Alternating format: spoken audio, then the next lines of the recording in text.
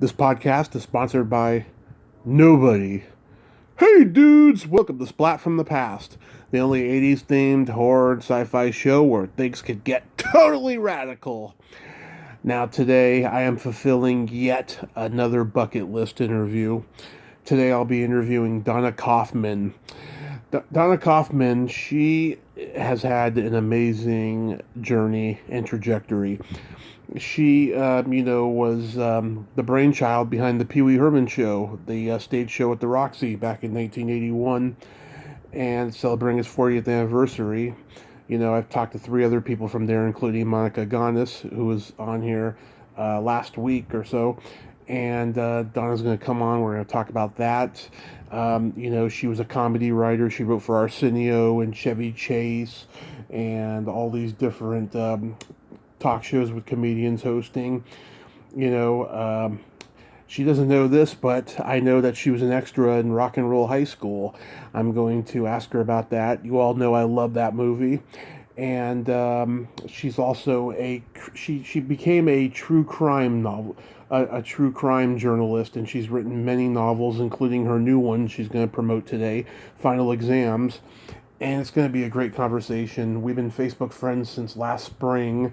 I couldn't find her for the longest time, but then when Comedy Store comedians started dying, I started posting in the Comedy Store alumni group, and she was a member, and that's how I found her, and we connected, and every day she fucking makes me laugh with all the things that she posts and all the things that she comments on my page. I like her a lot, and we're going to have fun tonight, and it is going to be spectacular. So yeah, here is my interview with Donna Kaufman.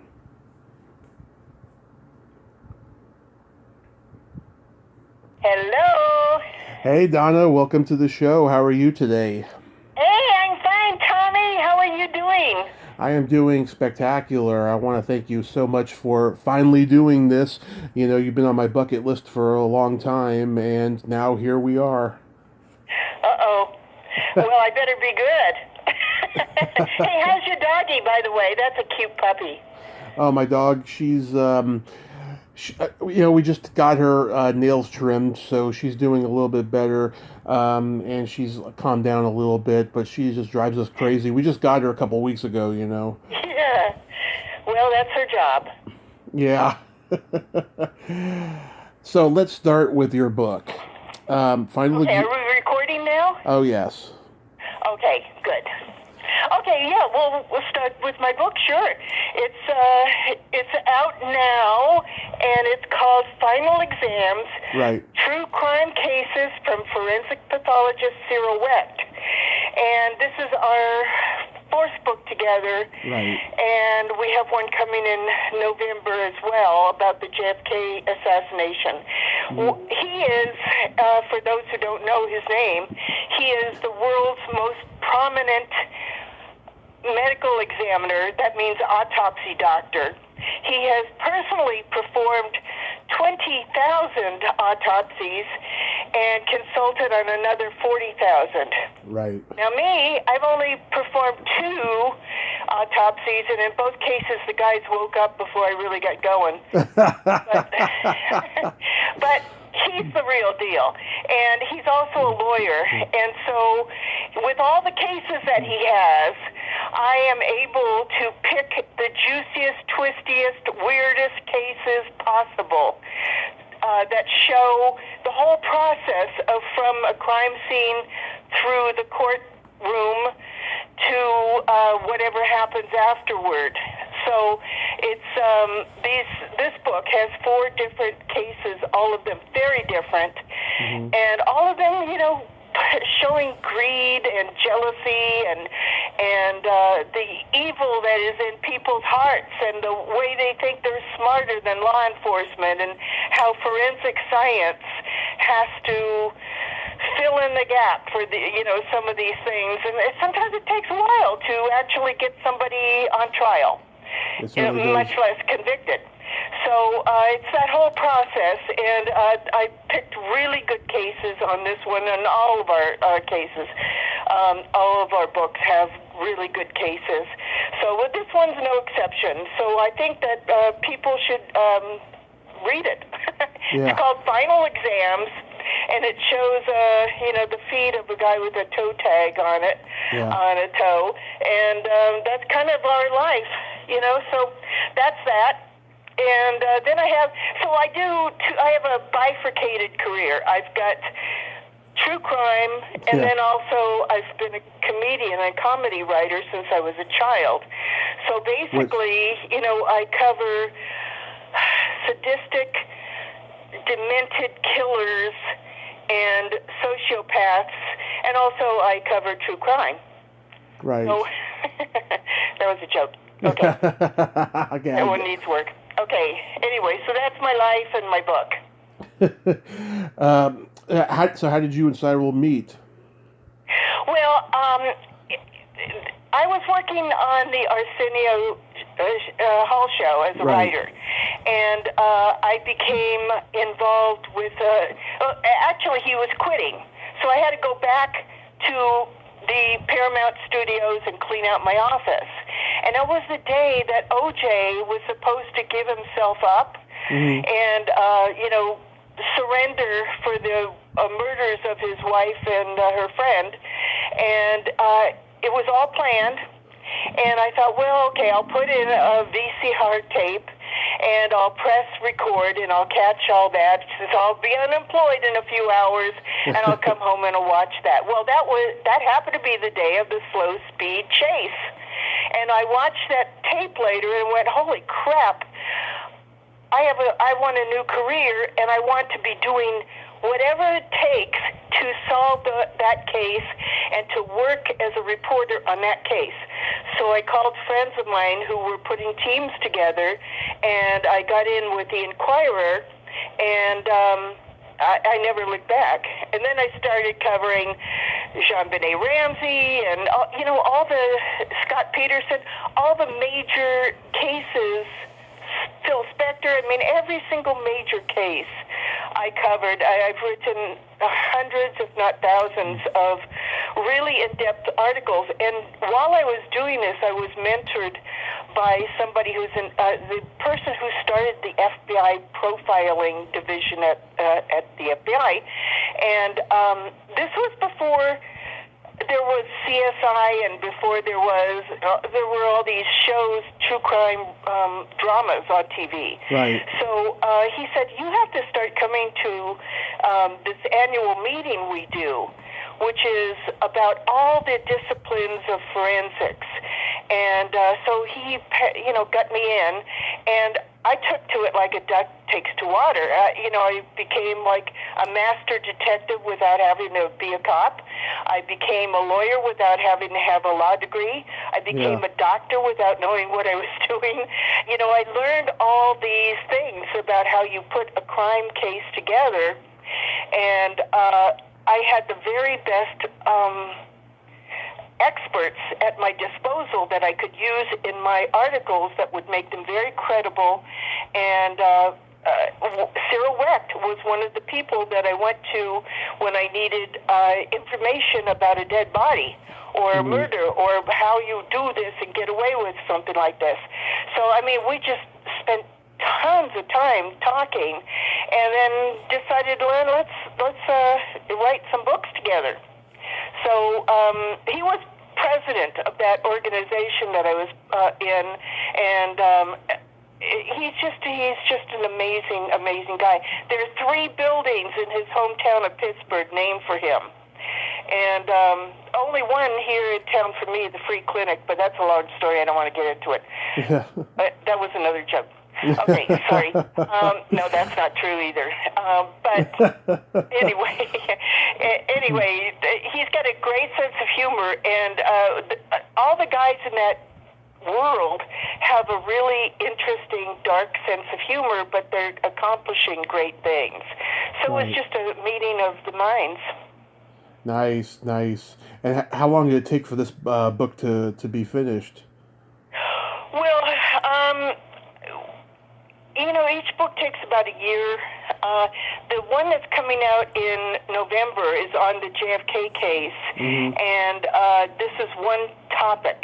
most of our books have 4 to 7 chapters of different cases in them. The one in November is just one case, and it's basically his case for all these years since since Kennedy was killed, and he worked on that case, and he has a unique perspective on what happened there, and this is all through his eyes. So I'm really happy to help him tell this story, because it will help. Oliver Stone, by the way, did the foreword, and we have some amazing people writing blurbs. We always have amazing people writing blurbs and forewords for us because, he's so well known and people respect my writing. The crime book out now is forwarded by Anne Rule, who was the queen of true crime until her death a few years ago. This was the last foreword she wrote. And so I'm very grateful for her. She's another mentor of mine. And, you got to be thankful for the mentors. And that's how I look at comedy, too. I mean, I have a lot of comedy mentors, and I have a lot of, like you with films, I grew up loving stand-ups and comedy. Same here. I have still all my old comedy records. I have, we played records back in the day, and they were great records. And then every time there was a stand-up on TV, I would just suck it in and love that. So I started, when I was a kid, I had 2 passions. Nancy Drew books, which were for teenagers and younger. It was a girl detective who solved crimes. Right. And then Mad Magazine. Yeah. Mad Magazine, I never missed an issue. It was like, this is what the smart kids pay attention to. And to this day, I could, they're not printing now, but I still have a whole bunch of them. I could look at them and just laugh my ass off because they're so smart and they're so newsworthy. They were taking material from the news. So I love that. And when I was like 7 or even, I guess about 7, people would start giving me stationery and stamps because I would write letters. And not just letters, but I would send jokes to people.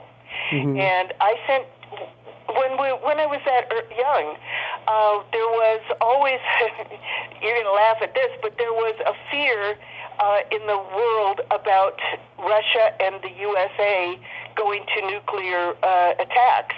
And we were trained in school that if you heard this sound, get under your desk and you'll be safe from the nuclear fallout.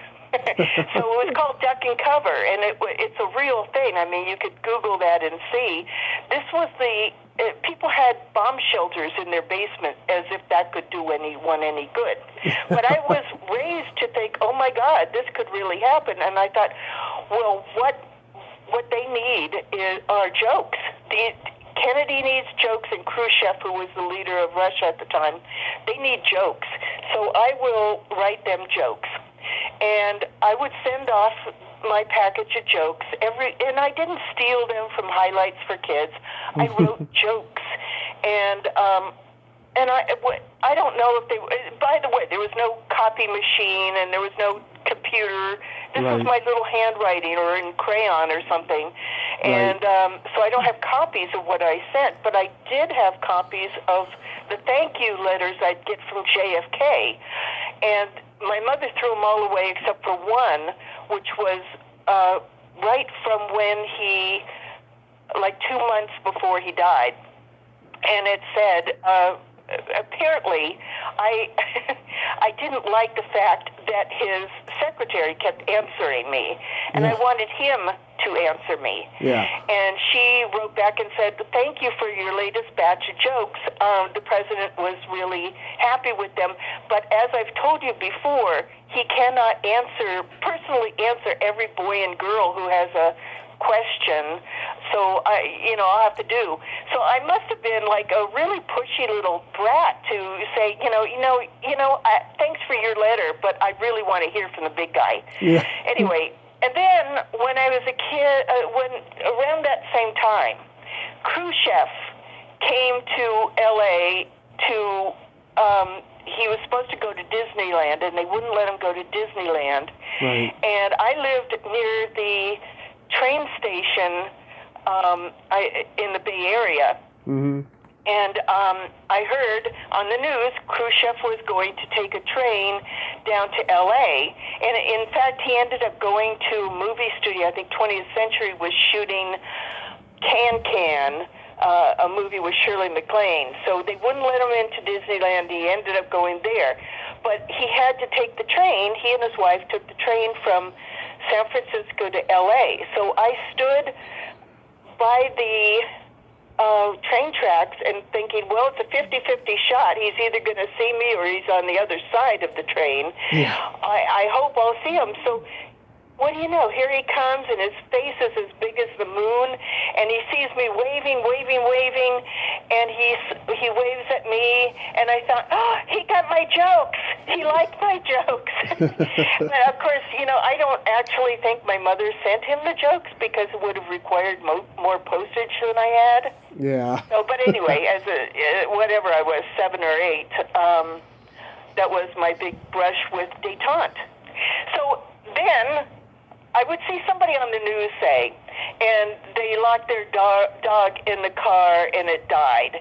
And I'd feel so bad for them that I'd write them a letter with jokes in it and say, address it to the station, woman who lost dog in car, COKRON TV News in San Francisco. And I would send them things to make them feel better. Right. Well, then one day I saw this stand-up comedian who was a female, and she was from California. She was from San Francisco, my hometown, and she had 5 kids. And I thought, well, this is weird. I was 8 years old, and it was Phyllis Diller. Yeah. And so I sent her some jokes. Didn't think anything of it because I was in the business of sending out jokes and never hearing back. And then one day, I get an envelope that says Phyllis Diller, and I open it up. Thanks for your jokes. And there was a check in there for $8. $1 for every year I was old. And I don't know what the joke was because, who knows? I didn't have files back then. But she bought a joke, and I went, hey, wait a minute. You mean people pay for this? Yeah. Wow. So that's what started it. Yeah, I'm born and raised in San Mateo, and, I used to entertain the family after dinner. I dress up as Pee-Wee or all my favorite stand-up comics and Saturday Night Live characters and stuff, so I can totally relate to all of that. Yeah, so did... Pop culture, man, it's good for you, and maybe not so fun for the family, but, free entertainment. Absolutely. So after high school, did you go to college and study? Yeah, I did some time at, I did CSM a little, and then also Kenyatta College. Oh, yes. Which my drama teacher there turned out to be, came down here after a while after I came down here. He was, and I had leads in all the plays and stuff, and would do musicals. But he's Kurtwood Fox. What's his last name? Kurtwood Smith. Yeah, thank you. Yeah. That was my drama teacher, Kurtwood Smith. Oh, my God. And so, he wanted to get down here, too, but I was the first person to get... But my graduating class was like, okay, you could choose to go north to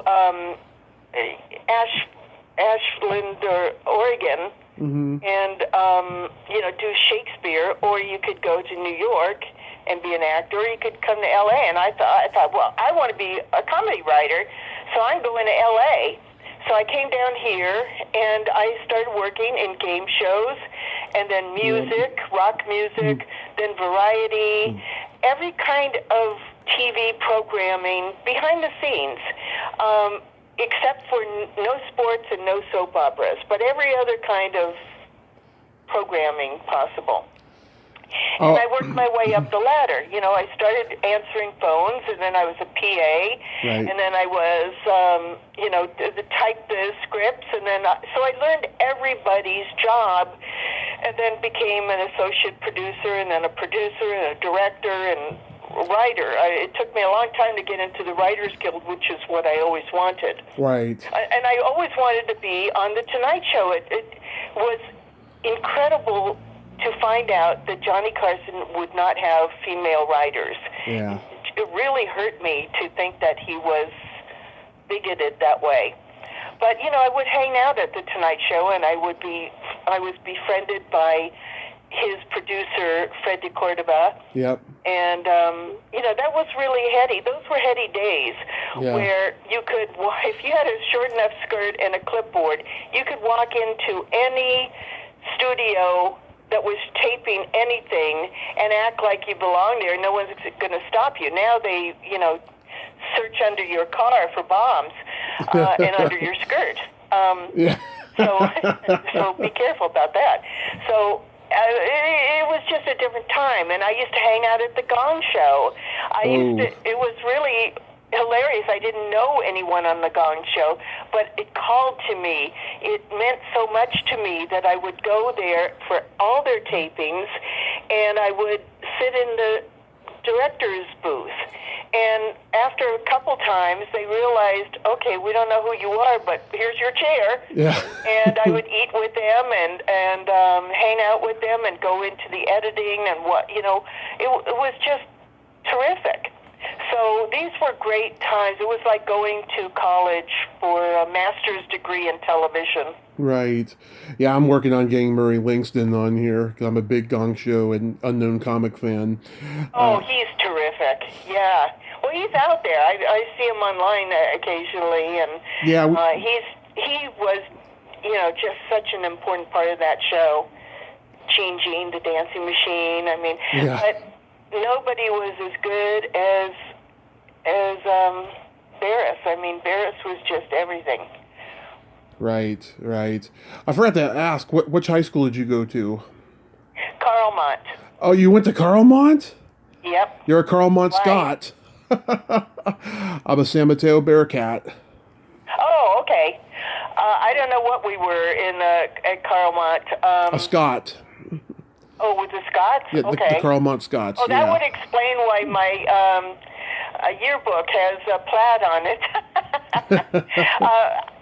I never did anything sporty at all. In fact, I was going to run for cheerleader, and they said, well, you'll be at all the games. And I went, no, not. Well, that's a deal breaker. No, I thought it was just wearing the little outfit and acting peppy.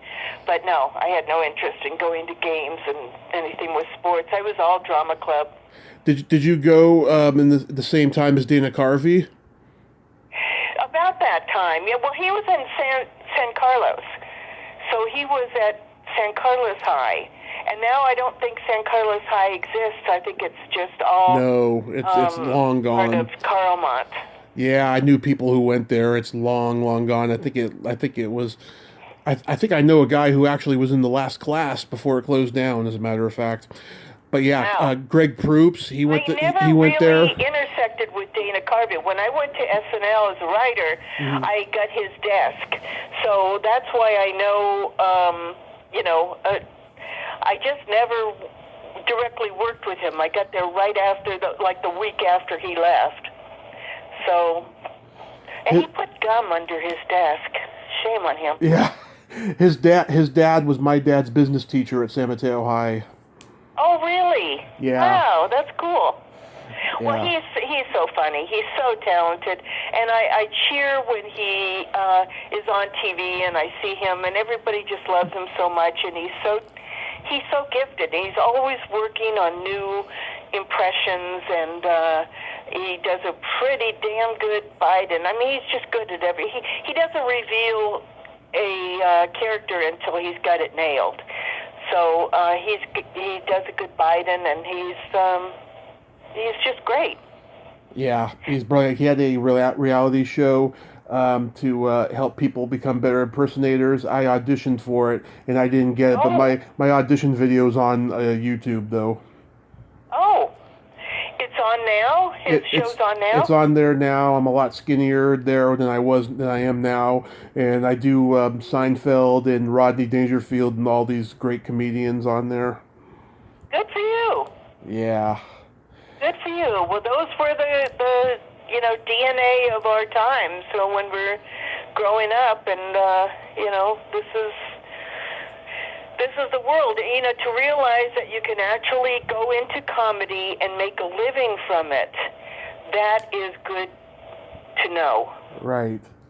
So did you work at the Comedy Store? Yes, I did. I worked in, oh boy, it was probably the end, or maybe, I don't know, end of 70s or in the early 80s. And I was a very indistinguishable comedian. Mm-hmm. For some reason, Mitzi always put me on after, somebody like Rodney or Richard Pryor would do their set, and then everyone was leaving. Right. And I had to always be at work the next day at 9. So it was like, hey, really, can you give me a break and put me on at a decent time? And never happened. And so then after the Pee-Wee success, she kind of glommed onto me to turn the Comedy Store into a TV show. We did a number of meetings. Oh yes, And, I know the story. Yeah. She just had ideas that she wanted to put forth, and I just thought they were not so good. Yeah. And so she was jealous that Bud Friedman, where I also worked, every comic did all the clubs in town, which included Joan Rivers had a club, and Bud Friedman, the Improv, Red and Fox. there were a couple in the Valley. Yep. And so we would do the circuit of all of them. But she really was jealous that Bud had the Improv and on television, and so she wanted to get on TV, and it just never happened with the Comedy Store. Her opinions were just too strong, and it just didn't happen. But certainly a lot of great comedians used the main room for their HBO specials or whatever, and I did some stuff on those. So that was fun. I mean, it's a great place. It's the history of that place. Her story is just phenomenal. The people who have come and gone there, who have deep respect and love for Mitzi, terrific. It's all terrific. It's just a great place. It still is, I'm sure. I haven't been there in a long time, but I'm sure they're still doing good stuff. I go there every time I'm in LA. I love that place. It's magical, The first time I was there was in 2016. I was coming off of my car accident, and I felt like I was in the presence of dead comedians in the room. I just felt like I had been there before. I was like Jack Torrance in The Shining, It was just a magical experience. And I shuddered walking down that ramp where Steve Lubekin landed. I was just like, oh, God, I know who landed here. I know it, Yeah. It was crazy. I know. There's a guy who couldn't get a decent time slot, I guess. I do think that had something to do with it. But, there's a lot of depression in some comedians, not all. But when I would go on as a stand-up, I never wanted to repeat jokes. Right. I never thought that stand-up should be your best hunk over and over and over. Right. You should always be developing new material. So sometimes I would do prop humor. Sometimes I would do family humor. Sometimes I'd do boyfriend humor. Sometimes I'd do, just different takes on how to tell jokes. And I think that kind of hurt. Plus, I didn't really care about being a stand-up. I admired it, but I was more into writing. And as a joke writer on television shows, I was kind of known as a joke machine. I would be able to write 40 topical jokes a day. Yeah. And make sure, that they were able to get on television. And I would censor myself because everyone thinks of the horrible exploitive jokes, and I never wanted to turn those in lest they actually get used by someone on TV. So it's all about having discipline and just, cranking them out and keeping up the quality. So that was my thing, and that's how I got hired on so many shows. Yeah, I think it's best that, the Comedy Store didn't have a showcase show like an evening at the Improv because, knowing all the darkness we know about that place now, the general public does, I mean, just think about it. You're watching Jim Carrey or whoever, on a Comedy Store, TV showcase, and then you find out later that somebody was fucking backstage, But I think that's true of anything. You could say that about the Tonight Show or any, SNL. You could say that about any gathering of overamped, especially in the years of cocaine use. Oh, I know.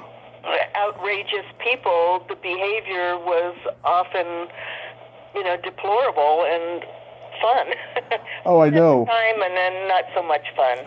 Oh, I know, but I mean, the rearview mirror. Oh, I know, but all the Comedy Store and all the comedians podcasts, tell really, really dark stuff, and people have told me dark stuff on this podcast here. I had a friend who was a waitress there, Lori Jacobson, and she, was walking, up to the original room, and Mike Binder was fucking a waitress on the stairway. Wow.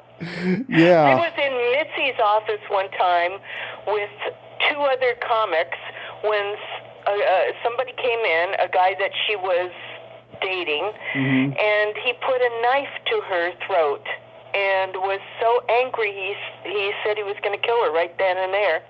Oh, and was that Argus? I mean, if I said the name, you'd know it, but I'm not going to say the name. But Okay. it was, to say the least, shocked. Actually, Mike Binder was in the room, but it wasn't he with the knife. And there was another guy in there, another comic, and then this other guy came in and held a knife to her throat, and we talked him down and got the knife, and he left. And then afterward, I said to her when we were alone, because Mitzi and I would go travel together. I knew her very well, and I would say, "You have to dump that guy. He's unstable. But I like him." Yeah. I said, "But you're Mitzi Shore. You don't need this in your life."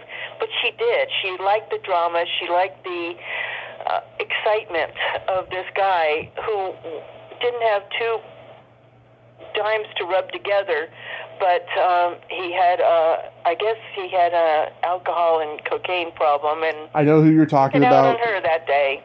I know him. I know who you're talking about. And there's a famous story about him hitting Mitzi and Sam Kinison kicking his ass, and then she made Sam a paid regular there. Wow. Well, that's sad. I went to. I wrote about this on Facebook one time. Mitzi and I went to see Red Fox in Las Vegas, and walked in, and then there was Red sitting naked except for his underwear, and she wanted to get him to be on do a week or something, and he was not doing great in his career, so he should have taken it up, and maybe he did. I can't remember, but I was so bedazzled by seeing him there, and he had this mound of cocaine in front of him, and said, "Do you guys want some?" And I said, "Sure." And she said no. And she was there for business, and I wasn't. And then he had these leprechauns around his areolas, around both of them, and then he would make them dance for me, and I was laughing so hard. I thought, well, if you ever are on a stage and you start bombing, just take off your shirt and do that dance, because it was hilarious. And then we saw his show, and I think we were the only people in the theater. It was just terrible. He was doing primo material and no one was there to listen. So I would imagine that Mitzi got him for, a song and a dance. And I don't know about dancing nipples, but but he was just a wonderfly sweet man, and so crazy. Another time I was sitting there with Mitzi, and I was going to go on after later in the evening, and I would always tape record my material so that I would learn what worked and what didn't and how to make it better. And Robin Williams was on, and he saw the tape recorder on the table between me and Mitzi, and he thought I was taping him, and he came over and grabbed it and threw it against the wall, and it smashed in a million pieces. And he just went ape shit, and then he apologized, and we became friends. But that was, something terrible. I mean, it was really a weird seeing that. I think he paid me for it, but anyway.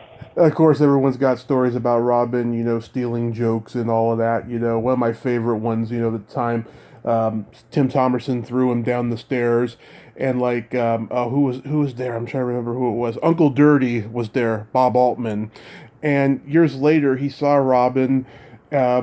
Years later, and and Altman says to him, "Remember Tim Thomerson?" And Robin says, "Tim Thomerson, the strongest man in many comedy clubs." Well,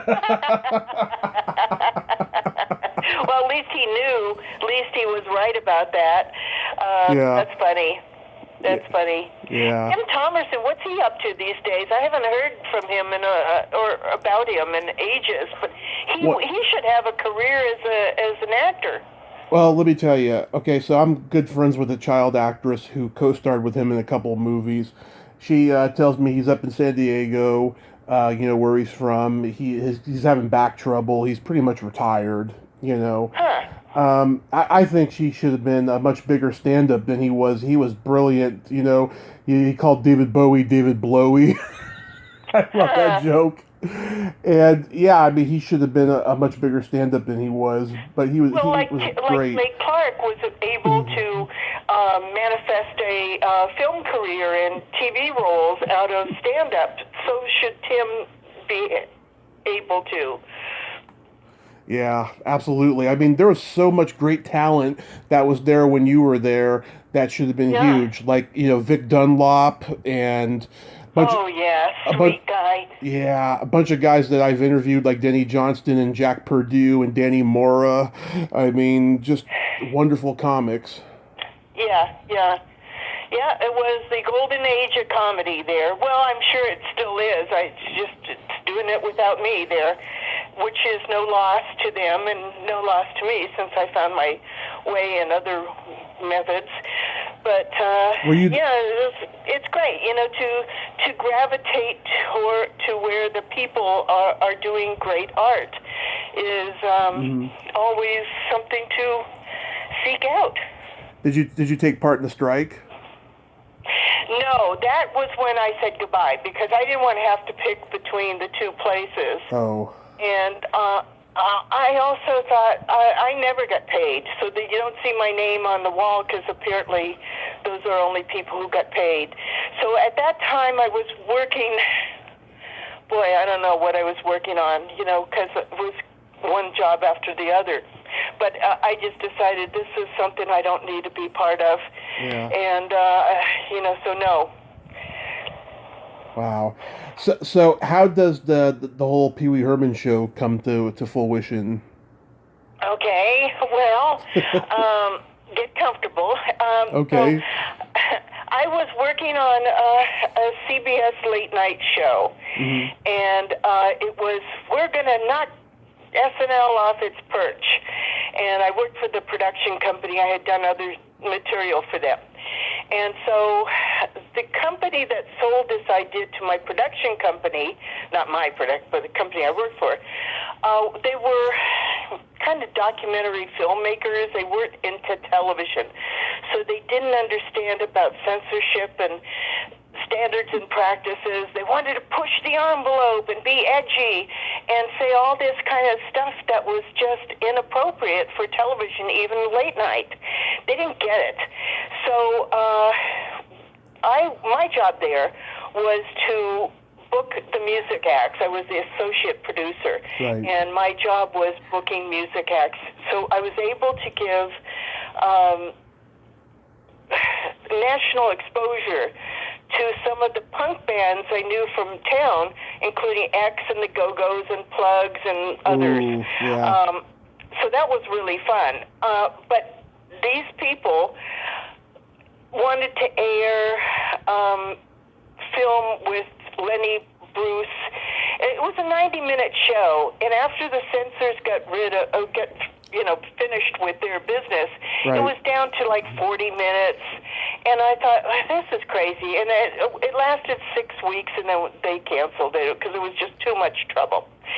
So I thought, I'd like to do my own show, and I'd like to do it for late night and make it look like a kiddie show, but have a subversive streak and involve all the things that I know from the business, including punk ethics and artwork and music, and how am I going to do this? So I told my friend about it, and she was in the Groundlings, and she said, well, you got to go see our this guy at the Groundlings has this act.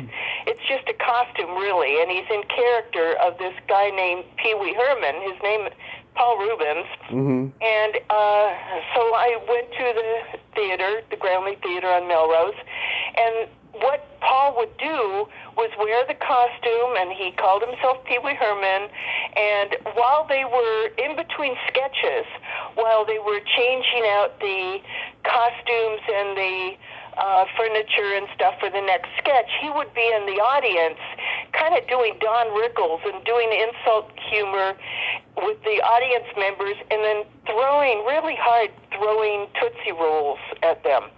Right. And that was it. That was his whole thing.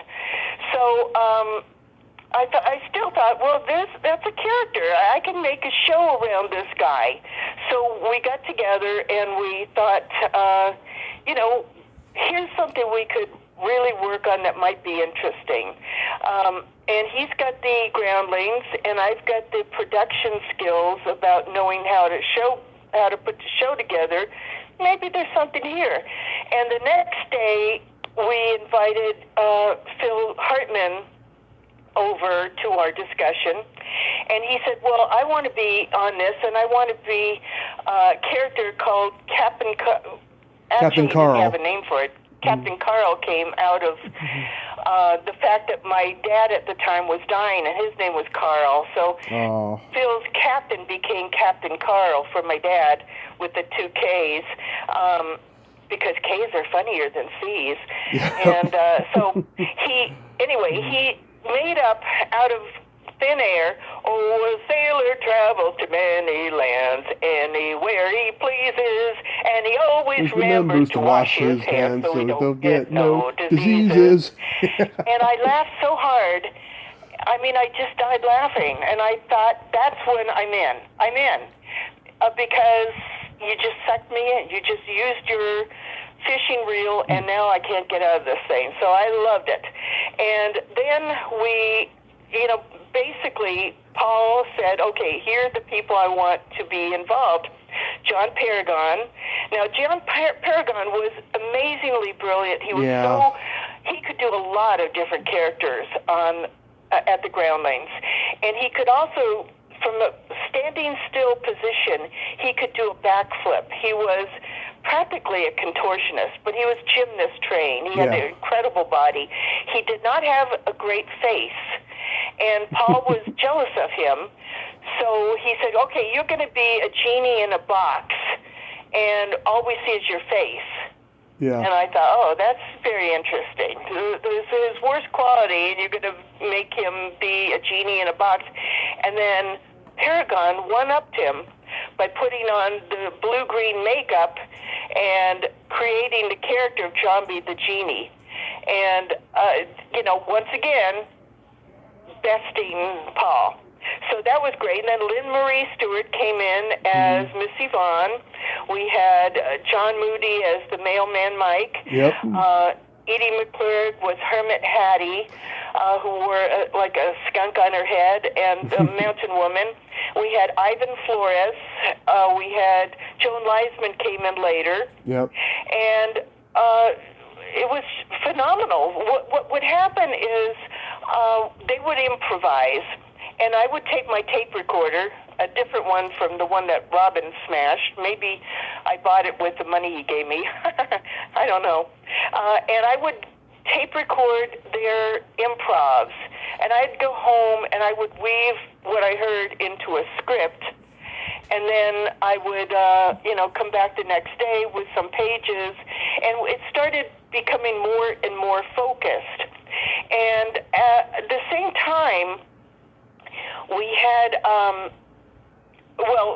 Rick and Ruby. You interviewed Monica Ganis, who played Ruby. And Brian. That was a wonderful act. And when they were not available, we had a woman named Dora Romani, who was this, I'm going to say 89-year-old, 92-year-old woman that was at my local Italian restaurant. And she had she had a pianist who looked like Geppetto, and she was just an Italian grandma who sang her heart out, but she was also fairly obscene. She would go around to all the men and sit on their laps and heave her bosom, quite the bosom. Maybe she could have killed someone with those things, and they would give her money. So it was like like Cardi B as a grandma, twerking with her upper body. Yeah. So that was, one of our musical acts. And my whole thing was I want to have musical acts. I want to have puppets. I want to have just anything can happen in this. We have this set. We have this setting, and it's got to be, modular so that, different celebrities can drop by and blah, blah, blah. So around the same time, I had read in a punk magazine a manifesto that Gary Panter wrote, and I had never heard of Gary Panter before, but he turned out to be an amazing artist. So I called him and I said, hey, we're doing this thing. How about come in on board? He designed the set and the puppets and all the look of the playhouse. And his buddy was Jay Cotton, who I also knew from past events, and he did the music, and he played live, and he was just so creative with his song renderings. I mean, the little things that he added to everyone's songs, because everyone in the show had a song, or most of them did. And we ended up doing a soundtrack and creating a picture disc. And sometimes I still see them on eBay. They're still out there somehow. But that was fun. So the show was coming together in dribs and drabs. And I had billed it as a live pilot, which was just a complete lie. I mean, it was just a play. And what we did is on Friday and Saturday night at midnight, after the Groundlings did their two shows, they would go away and we would bring in our artists and our sets and our people, and we would do a midnight show. It's a 99-seat theater, so on that weekend we'd have 198 people in the audience, and I controlled that guest list and gave everybody free passes who could do us some good to get to my idea of doing this as a television show. And I wanted to do it as a late night show. We borrowed $8,000 from Paul's parents, said, as soon as we make money, you get paid back first. Right. And Paul and I agreed to own the property jointly, along with anything that came from television, film, merchandise, And I said, well, I guess we got to have a lawyer draft this up. No, I have a lawyer. I'll have him do it. Okay, so then I'd see the lawyer. I'd say, hey, where's that contract? Oh, I'm working on it. Don't worry. It's everything that we decided. It's just perfect. Okay, so that was a mistake I made. Also, don't ever create a show where the lead character can't be fired. That was a big mistake. And I also didn't take a writing credit, even though I did so much writing and so much editing on the thing. So anyway, we did, I think, and other things elements of the show. I created Terry the Pterodactyl, which, was one thing Captain Caro could have had.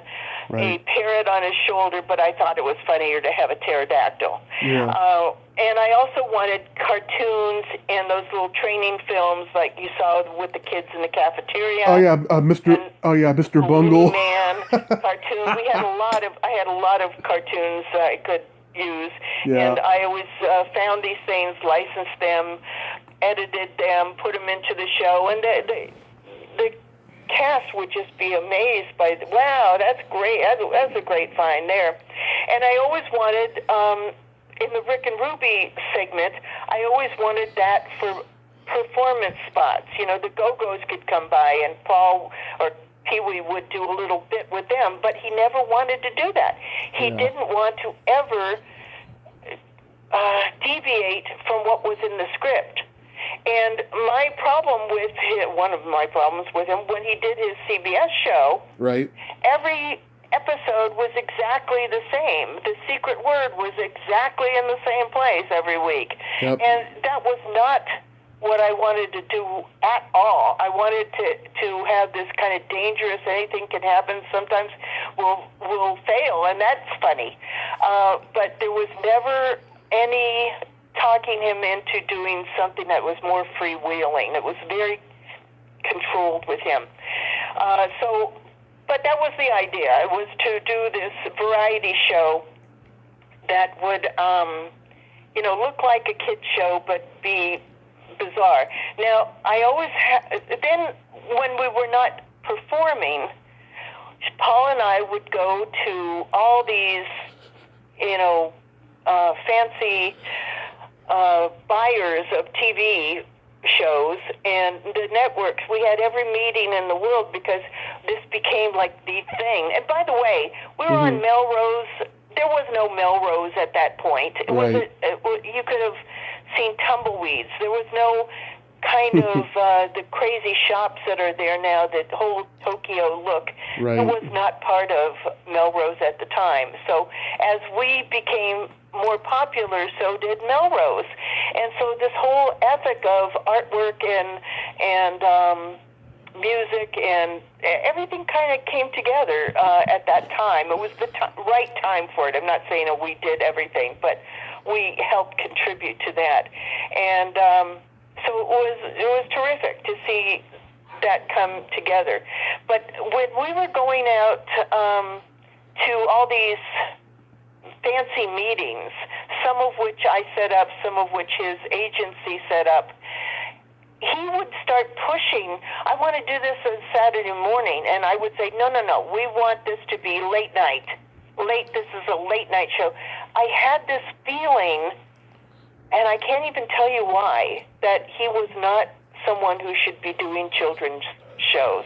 Yeah. This is before the arrest and before, long before his trouble. But I just didn't think, to be with real kids, no, that's not good. So we were starting to separate at that point. And then we moved uptown to Sunset Strip where the Roxy is. The Roxy had some success with a couple of musicals, besides all the music acts that were booked there, but there were a couple long-term music productions, musicals, that had been there, and so I got us in there, and we took that place over for, I think, 3 months. We were then playing 6 nights a week.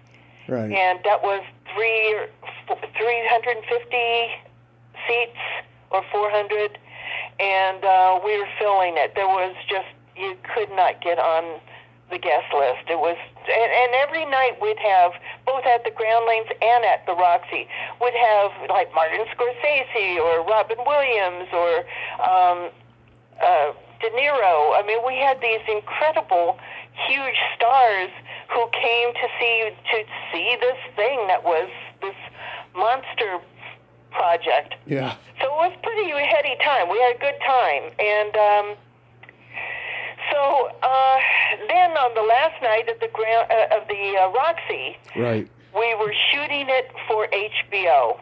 Mm-hmm. And it was going to be a special, pretty much just exactly what we had, shoot the live show, with maybe a couple little edits here and there.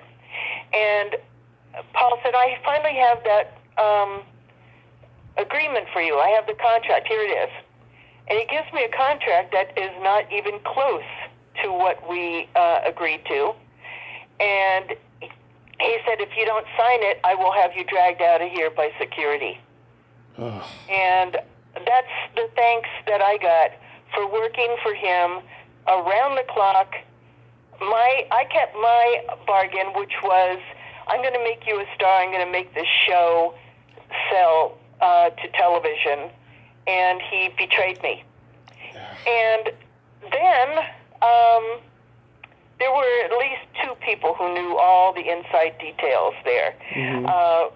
So I still have all my files and all my stuff. But so we split company after that, and then he did the Saturday morning show, mm-hmm. which I couldn't even look at. It just made me sick. And but he did the same thing there. The thing being, whoever does the most for you, you turn against that person. And there was an article in Spy magazine called Pee-wee's Courthouse about all the people who sued him. Yeah. Because he would order, sets to be built, and then he'd agree to a term, and then betray them and try to pay them pennies on the dollar. I mean, it was right out of Donald Trump's playbook. Yeah. And who knew he was such a horrible person? But, we all found out sooner or later. So, he's a sociopath. Then later, he ended up taking the show, the old show, he dusted off. And I had absolutely nothing to do with his movies. And I didn't I've never even seen them. Yeah. He then, I don't know, like maybe 5 years ago, 10 years ago, somewhere around then, he brought the original play, the original musical, to Broadway. Right. Before it went to New York, it was at the Nokia Theater, which is downtown, a very fancy theater. And I saw that one. He had actually called me and asked me to produce the thing. I said, are you fucking kidding me? Are you out of your mind? Are you going to write me a huge check first? No. Well, go shove it. And then I said to him, I said, you're only saying this because you want to be able to tell people, well, I asked her to be part of it and she turned me down. Yeah, I'm going to turn you down, thief. Yep. So I didn't have anything to do with it, but I did see it, and I was, again, repulsed by the lack of creativity. I had then worked on a couple projects with the Flying by Foy people, mm-hmm. who are the outriggers. They do the rigging for Peter Pan. They're nationally known, internationally known group of people who can make anyone fly. They made Chris Farley fly in one of my Weekend Update bits. If they can make Chris Farley fly through, the audience, they could do anyone. And if you remember, the Pee-wee show, the HBO show, always ended with Pee-wee getting his wish to be able to fly. And that involved him draping himself in black, right, from his neck down, and then using his head, and then a little puppet hands in front of him, and a puppet body behind him, and Yep. he'd walk around, and with the strobe effect, it would kind of look like he was flying, close enough. Right. And so I thought, well, when he does Broadway, he better be flying over the audience. He better be really flying. But he didn't. He just did the walking back and forth. And I thought, well, there's a missed opportunity. So it was just, lazy Paul, as always. But anyway, that's how it is. But, oh, no, I have do you have a minute? I got a great story. Of course. Okay. I haven't bored you yet, huh? No. This has been great. I've been enjoying this. Okay.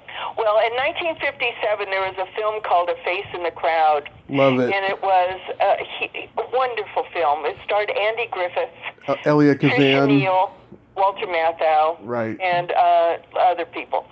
And Andy Griffith is, Patricia Neal is a female radio announcer in a teeny Arkansas town. Mm-hmm. And she's like a do-gooder who goes into with her cassette or audio deck and does man-on-the-street interviews. And so her current one is finding out about jail conditions in the local jail. So she goes over with the tape deck and she talks to some of the people who are locked up. And then there's one guy who's locked up, and he's locked up in the drunk tank, and he's got his guitar, and it's Andy Griffith. And he gets up and sings a song, and she's like besotted with him because he's so attractive. He's attractive not just physically, but what he says and the way he sings, and he's just so natural, and wow. So he gets out of jail the next day, and she picks him up and says, my uncle owns this radio station. Why don't we give you a show every day from 8 until 9? And he goes, well, I've never worked a day in my life, but okay. So he goes to the radio station, and then there are quick cuts of women doing their laundry and taking care of their kids and cooking and stuff, listening to the radio and being like enamored with the voice that's coming over, telling these homespun stories and these little jokes and, female empowering stories. And everyone's falling in love with him. And he just takes to it like a duck to water. And all of a sudden the sponsors start coming on board. And then a Memphis TV station says, hey, what are you doing over there? We're going to hire you and your producer. Come to TV land, and we will give you your own show. And the budget's bigger, and, so she names this guy. His name is Larry Rhodes, and she goes, okay, your name now is Lonesome Rhodes. Yeah. And so it's the Lonesome Rhodes show, and Marcia is the producer. They move to Memphis, and they do, this show could not be more popular. And it starts getting national attention now. And New York starts coming, and the bigger and better sponsors start taking over.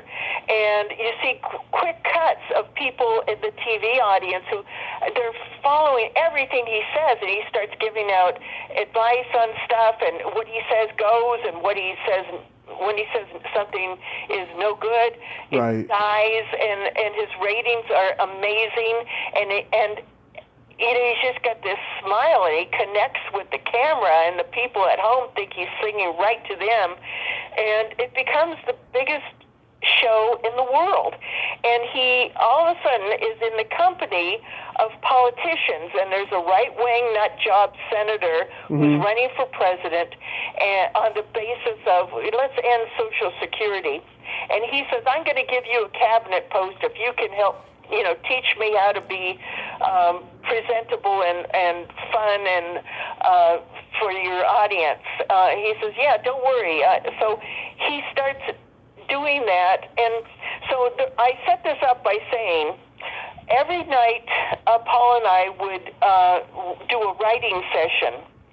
We would stop and get food, and then we would go to his house, And while we were eating, he had a VCR, which I never had a VCR. Not a lot of people did at that time, 1980, 1981, whatever it was. Mm-hmm. And he also had a tape of A Face in the Crowd. So he would put the tape in, and as we were eating, we'd watch it, and it was just such a great movie. And at a point where Lonesome Roads, where the producer Marcia is thinking this guy's going off the deep end, Yeah. he had a heart-to-heart with her, and he said, "I owe it all to you, all to you." And at that moment, Paul would, turn the tape off and take it out of the machine and turn to me and say, "I owe it all to you, all to you." And I'd laugh and I'd say, "Okay, so we're not going to finish no, let's get back to work." "Okay, fine." So then the next time we came, the same thing. We order food, we bring it to his house, he puts in the movie, we're watching it from the beginning. Mm-hmm. "I owe it all to you, all to you." He hits eject, the tape comes out. "What, we're not going to finish watching this? I want to know how it ends." "It doesn't matter." And then we go back to writing. Right. Now, on the third time he does that, I'm thinking, this is really weird.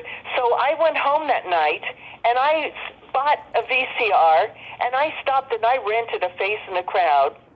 And I'm thinking, what is Paul not wanting me to see about the rest of this film? Mm-hmm. And what happens is after he says, "I owe it all to you," he goes, it shows the end of how Lonesome Roads closes his program. Uh-huh. And they take the microphone off him, and the music comes up, and the credits roll by. You see her name as producer, Mm-hmm. and you see Lonesome Roads looking into the camera and winking and smiling and blowing kisses.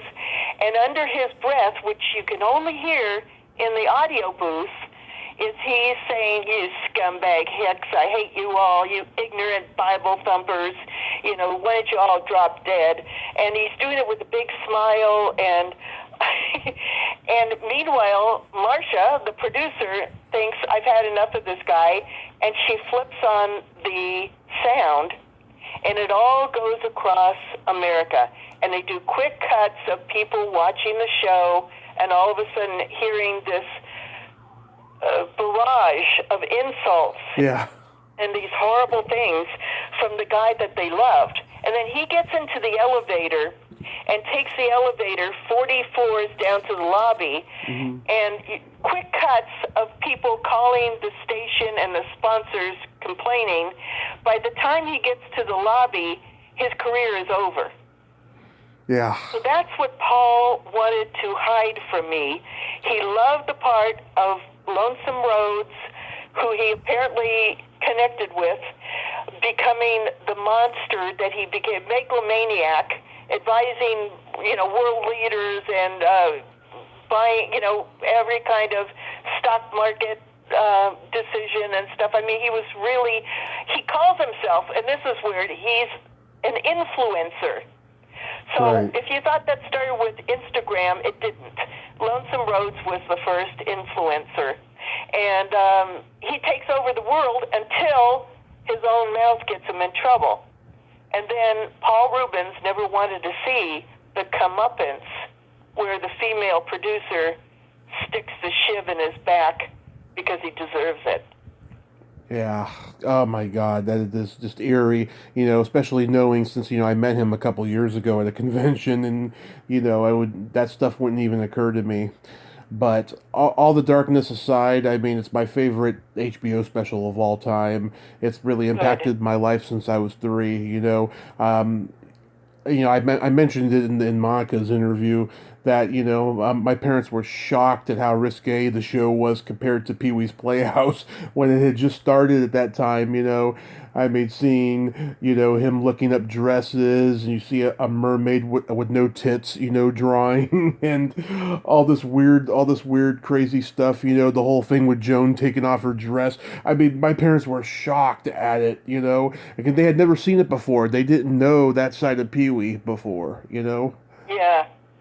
Well, you had standards and practices, Right. was certainly not going to let some of that stuff be on a Saturday morning show. I'm sure that they tried and failed to get some things approved. But that's why I didn't want to do it for daytime. He was not someone who should be doing children's shows. He shouldn't have anything to do with kids. I even before I was trained, and every one of my books has sex crimes against children as a chapter. Not my JFK one, but that's something I learned from doing so many cases of children being harmed by horrible adults and killed. Every one of my cases, every one of my books has a chapter about a child who was taken advantage of or groomed or just molested and killed. And it's something that I feel very strongly. I'm trained to observe that and to recognize it when I see it.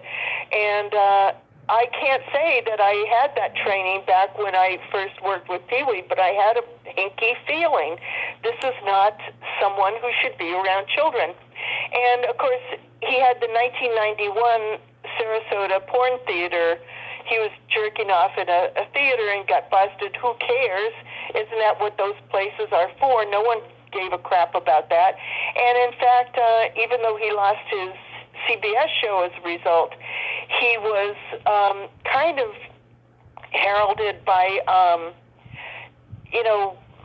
the MTV audience thought it was funny. Everyone thought it was funny. It was a no big deal kind of thing. Right. But then came 2005 when he was arrested for kid porn. Right. And he pled guilty for possession of 170 Polaroid images of child pornography. And he had the best, when you're in Hollywood and you have a sex scandal, there are two people that you hire, and he hired them both. Right. And paid a lot of money. I remember sitting there thinking, yeah, they're getting the money I should be getting. But what they did is they worked a long time to get the charges kicked down from the DA, felony charges, to misdemeanor charges and the city attorney. And that meant that the case could be expunged after 3 years. But he received a fine, weekly mandatory psychological counseling for a year, period of 3 years not allowed to be alone with individuals under the age of 18, could not photograph or videotape nude individuals who were minors. He had to appear on the state sexual offender registry, agreed to searches of his person or properties by police without a search warrant. And like I say, after 3 years without reoffending, the case was expunged. I was in the courtroom. Unlike Paul, I was in the courtroom for all the proceedings. So I can't say I was surprised because, I just thought, my initial uninformed, hinky feeling about this guy being around children, there it is. There it is. Yeah. Well, there's a story. I'm going to tell you it in email because it'll take too long and stuff, right? I will tell you this, though. I interviewed an actor who worked with him on a show once, right? He said he did not want any children in his dressing room because he was smoking cigarettes and he did not want to be a bad example to them. You mean he would have gone to jail if he had been alone with a child under the age of 18. Right. Well, this was before that. That's the fact of it. He couldn't care less about smoking, please. Yeah, this was way before that, though. But yeah, I know exactly what you mean. Here's something. There's a real victim here. This is not his PR people try to say, oh, that's kitsch art. He had muscle magazines of naked bodybuilders from the 1950s. Yeah. No, these were 170 Polaroid images of child porn.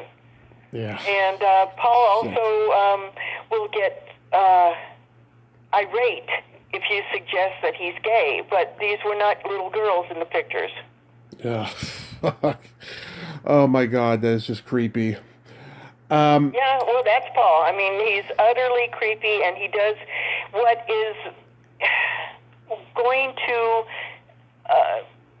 whatever he does, you can't trust him because he's his own worst enemy. He will always betray himself and anyone around him. Why? Anyway, on that happy note.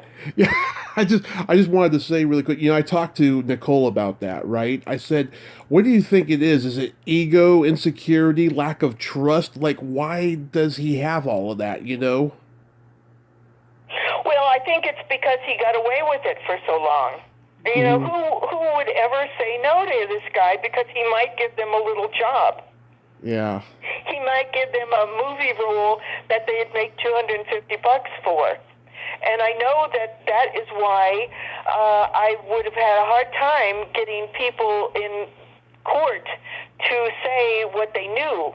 Even the two people that knew best what happened, they weren't going to cross him because, he might give them a little work. And I made up my mind at that point that if I saw anyone Mm-hmm. do what he did to me, Right. to another person, I would be leading a parade to have them hanging at dawn. I mean, I would never betray a friend for, a little possibility of a job. I just find that horrendous. But anyway. It is. Now, I want to bring up something really quickly. I'm sure you probably didn't know that I knew this, but according to a previous interview I heard you do on a radio show years ago, you mentioned you were an extra in Rock and Roll High School. Oh, yeah. I was. Well, I was actually on, I don't remember if I was on the set for that. Mm-hmm. But, I mean, it was so, I did some acting here and there, but nothing that I tout or you could find on IMDb. I just don't go there and tout my, half of the stuff that I've written is not on IMDb. Nothing that I produced is on there. Yeah. But yeah, I love that film, and Same here. I had friends who were making that film. I knew the director, and I knew some of the producers, and what I actually did was AVR work, which is after it's all over and they do crowd scenes and stuff, they need people to yell things and to say, they need, what do you call it, audio, what's the VR? Anyway, it's amplifying the soundtrack. So that was fun. That was a lot of fun. Yeah, I've talked to a couple cast members. One of my favorite movies of all time. I love that. Were there any other movies you were in? Well, I was in one film, and I don't remember the name of it, but it was actually when I first moved down here, so it must have been in the 70s, and they only give you they don't give you the whole script. They only give you the pages so it was, I was opening the film, and what I did was I shoot my husband, and he falls downstairs. We're shooting this in Laurel Canyon. Mm-hmm. He falls down a flight of stairs, and then I call my attorney, and I thought, well, I'll be very clever, and I used my gun to punch the buttons to call my attorney, and so I thought that was fun. And then, so that's like 4 minutes, and the director says, yeah, thanks, it was really great. Okay, fine. All right, see you at the, he says, see you at the premiere. So at the premiere, I am invited to the premiere, and I go there with my boyfriend, and we see my first 4 minutes, and I'm thinking, oh, this is my, I've got it made now, so they're going to all come after me. Mm. And the next hour and a half, nobody has any clothes on the entire thing. so I didn't know it was like a semi-porn film. Yeah. And, Oh, and God. so what happens to the lead character is she does the same thing where she shoots her husband and calls the attorney. She didn't have the smarts or the clothes to call with her gun, hitting all the buttons. You know, who was looking at that but me? So that was my biggest role. I did some other stuff. I still do. I do some on-camera stuff. I do a lot of true crime shows. And, That's how. Not a lot, but Yeah. I do that. The first time I ever saw you was on the True Hollywood Story for Paul, and that was the first time I ever saw a TV bio where everyone interviewed hated him. Oh yeah. I was surprised. I gave them a lot more than they used, but then they had so many other people to say their parts too. That it must just be sucky to be so reviled and to have on one hand so many fans who think your work is great and they don't know you, and so you live off that claim, and then they start asking your friends and your associates, and they invariably all hate you. Yeah. And what kind of person would take joy in that, knowing that you're such an asshole? I don't know. But you know what? He's a rich asshole. And, Yeah. It's terrible. You were a frequent guest on the Wally George show. I've seen some episodes on YouTube. Yeah. Oh my God. You asked me about my stand-up stuff. At a certain point, I got tired of being in smoky clubs and having to, stay up until 2 in the morning and then be in the office at 9 for whatever show I was on. And I thought, okay, I got to figure out how I can do stand-up from, in another way. So I started doing Wally's show, and I did probably 50 shows at least, maybe twice that. And, but, we knew it was just my form of doing stand-up in front of a very hostile audience. And, I was always coming up with ideas like let's put Jane Fonda on the quarters. Let's, I'm going to have Thanksgiving with Saddam Hussein and his family. Right. Just coming up with ridiculous premises, and, Wally would feign outrage. But then one day, he got mad at me because I said some ad-lib, which was true, about all the kids in Guam look like him because he had so many illegitimate kids over there. And I didn't realize I was really hitting him below the belt, which is where he should have hit himself so he wouldn't have all those kids. Mm-hmm. But he got mad at me, and then it stopped being fun. But you know what? I did so many of those shows, and the only time I got my life threatened, and I had to have security, and I had to have limos back and forth after that, was when I said there was no Santa Claus. Oh my God, those were fighting words. I could have said anything, about liberal politics. It was just another day. And when I said that parents are lying to their kids when they keep telling them there's Santa Claus, there's no Santa Claus. Oh my God, this was just horrendous. I got such hate mail. Mm-hmm. Oh my God! Yeah, there's all these user comments on YouTube on the episodes I've seen saying that you're evil and godless and all this. Oh really? Stuff. Oh yeah. Well, that's crazy. You really did your research. Oh yeah, I do it for everyone. In the beginning, when I first started the podcast, I was doing everything half-assed, and people started to complain to me and shit. And then I was like, you know what? I want to stand out, so I just got to be more dedicated to my research, and it's worked well to my advantage. Good for you.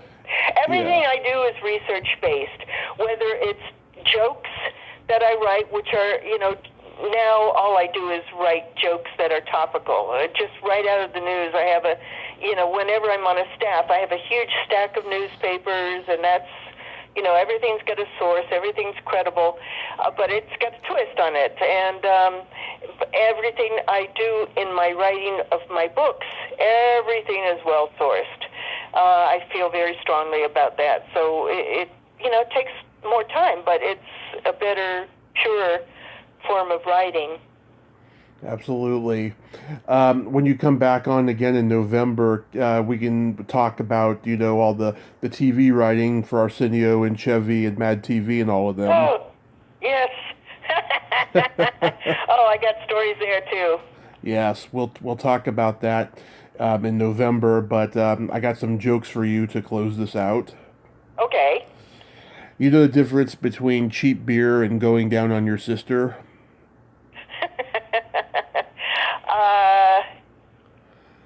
No. The taste is the same, but it's still not right. How can you tell that a gas station worker just had sex? A gas station worker? Yeah. Are there any gas station workers anymore? I don't know. One of his fingers is clean. Ooh. And then here's a really good one. Slap yourself. Here's a really good one. A priest says to his neighbor, "Top of the morning to you. I heard the ice cream bells ring and I felt like a kid again." And the neighbor says, "Careful, Father. They got cameras everywhere now." Yeah. What do you think this is? Pee-wee's Playhouse? Yeah.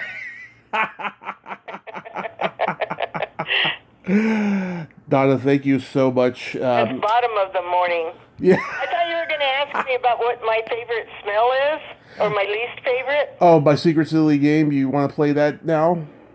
Yeah. Okay, we'll play my Secret Silly Game. Okay. I'm sorry, this is going so long, but we'll make it quick. No, I love it when it goes too long. Donna, are you ticklish? Oh, no. If somebody tried to tickle me, they'd end up with 10 broken fingers. I'm not coquettish. I'm old. Now you're supposed to ask me. Oh, are you ticklish? Yes. I've been known to hit people in the groin. I'm so ticklish. Do they like that? No. That's not kinky S&M shit. But that doesn't stop you. No. If you tickle me with warning, that's a different story. Yeah. What's your favorite part of the body? It could be anything. Oh. The brain. The brain. That's a good one. Mm-hmm. And yours? The belly button. Oh. And next comes the, are you an outie or an innie? Yes. I'm an innie. Yeah. Have you ever once met an outie? I know a lot of outies, as a matter of fact. Really? Yes. Well, that's an umbilical cord error. Their mother was incompetent. It is, but I love it, though, because I think it's very sexy. Are you sure that was the, are you sure that wasn't the penis? Oh, there's an actress, right? I asked her if she was an innie or an outie. She told me, she was born with this huge outie, and it was, corrected later in life, and now she's got nothing there, right? So she sent me a picture of her when she was a baby with it. Oh my God, it was like a penis in her stomach. Well, but we all are outies until our mothers wrap, wire around the umbilical cord and it falls off. Right. Absolutely right. I remember once snooping through my mother's drawers, not her underwear, but her, drawers and there was an envelope, right. And I look in the envelope and there's my brother and my umbilical cords. So that was like, I was hoping for cash, but that's imagine my disappointment. What color are your toenails painted? Clear, however, my hair is now blue and pink. Love it. Because I'm hoping to rent my head out to do gender reveal parties. Love it. Mine are pink right now. Oh. Yep. I'm probably going to change it when Talking pink or... It's light pink. Light pink, okay. I'm probably going to change the color when I go out to LA in October. Do you the royal women from Meghan and Catherine can only wear a sanctioned nail polish, which is very light pink. It's almost beige. The whole royal family, every female and any male who chooses to, can only wear that. I think it's called ballet pink or something. It's a brand. I did not know that. No. Yeah, they can't. So I'm sorry to say you won't be fitting into the royal family anytime soon. That's okay, because I'm a royal pain in the ass. Yes. And that's light pink, too. That's brilliant. What would you say is your best personality trait? Oh, God, that's not what I was expecting. I would have to say my,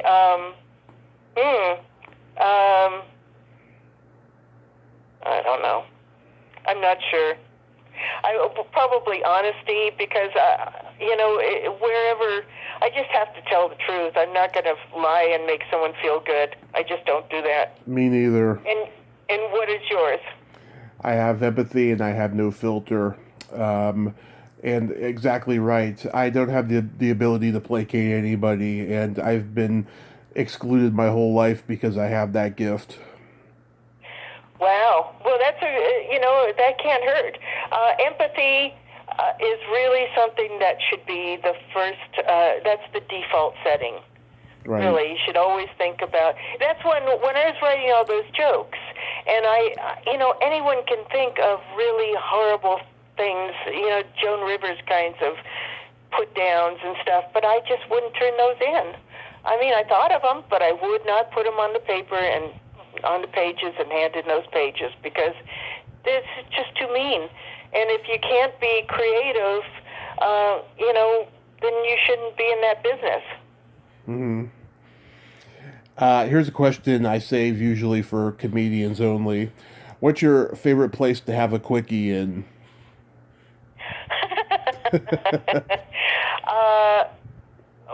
I'd have to say the Magic Castle, but that was a long time ago, and really? I just hope they didn't have cameras in those days.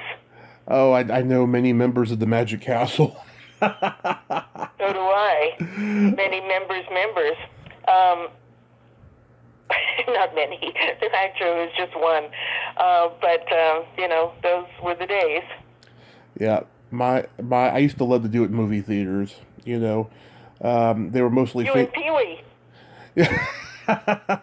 They were finger quickies. That was about it, though. And then my favorite question, is there a stinky smell that just makes you gag? Yes, and I can bet you're not going to hear this from anyone but me. So it's mine. Cadaverine. And you know what that is? No, I don't. Cadaverine is the smell of a decomposing corpse. And somebody's got to do this work.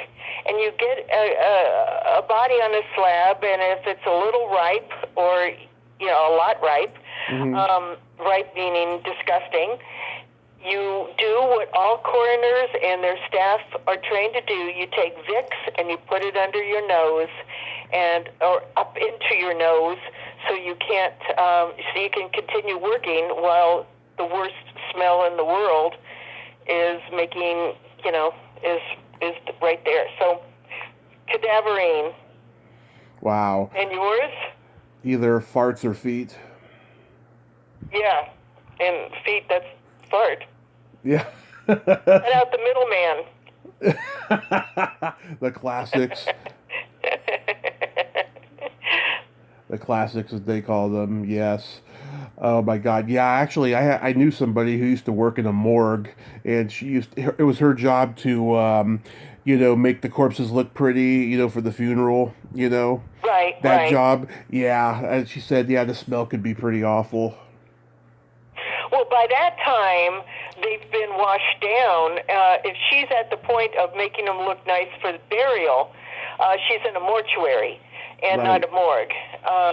Mortuary. Morgue is before, when you just get them in off the gurney. But that's that's a business that always needs employees. Never, you can always find a job in that world because it's not for everyone. But it's a job and it's a way to honor the people and to help make it easier for the next of kin. So that's always, when I write my books, I always have the victim in my mind and their family. And I always think, I've got to write about some tough stuff here, but I don't want to hurt the family. I got to do it in a way that honors the victim as well as tells the truth. Mm-hmm. So, and that book is called Final Exams. True crime True crime cases from forensic pathologist Cyril Wecht. Right. And by Cyril Wecht and Donna Kaufman. That's me. I love it. Well, Donna, thank you so much for finally making this happen, and we'll make it happen again in November. Yes, thank you very much, Tommy. You cracked me up. You are a little sweetheart, and I'm very glad that you gave me this time and allowed me to vent. Absolutely. When I talk about Paul, I have to put Vicks under my nose. That's great. So I'll tell you that story in email in a little while, but until then, be safe and, write some funny posts on Facebook because you crack me up every day. Thank you very much. Well, I again, on Facebook, and by the way, I'm going to be writing my own book, which is sort of about my dual careers. Right. So that's why I write my essays on Facebook a lot of times, because I want to remember them. So someone will say a story, and I'll go, oh yeah, I got something to say about that, and I'll just write, something. So Facebook has been very fine to me, but I must say I don't keep that setting on public. I have a very, very limited number of people that I deal with on Facebook.